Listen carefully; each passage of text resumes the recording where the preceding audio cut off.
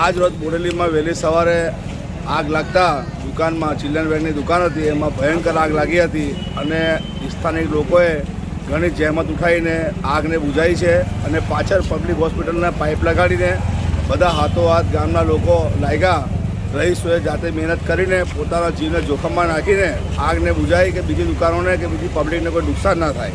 અને બોડેલી નગરપાલિકા હોવા છતાં પણ અહીં આગળ બંબાને ફોન કરતાં 2 કલાક લગીને બંબો આવ્યો નહીં અને રહીશો પરેશાન થઈ ગયા. આગ બિલકુલ એમ જ્વાલામુખીની જેમ ભડકવા માંડી ત્યારે પબ્લિકે પોતે જીવનો જોખમ લઈને આ આગને બુઝાવી છે. અને આવી નગરપાલિકા હોય ને એપીએમસીમાં કોઈ સુવિધા બંબાની હોય ના અને જામુગડાથી 2 કલાકે એ બંબો આવી રહ્યો, એ બહુ દુઃખવાળી વાત છે. અને આ પબ્લિકની કોઈ સેફટી નથી કે ભાઈ આ એપીએમસીમાં આટો કાર્યકર્તાઓ બધા કામ કરી રહ્યા છે પણ બંબાની કોઈ સુવિધા છે નહીં. એટલે વહેલી તકે નગરપાલિકા છે તો બોડેલીમાં કોઈ મોટો અકસ્માત ના થાય એટલા માટે પાણીની બંબાની વ્યવસ્થા તાત્કાલિક અને આ વ્યવસ્થા કરવા જેવી છે જેથી આગનો આ સામનો કરી શકાય.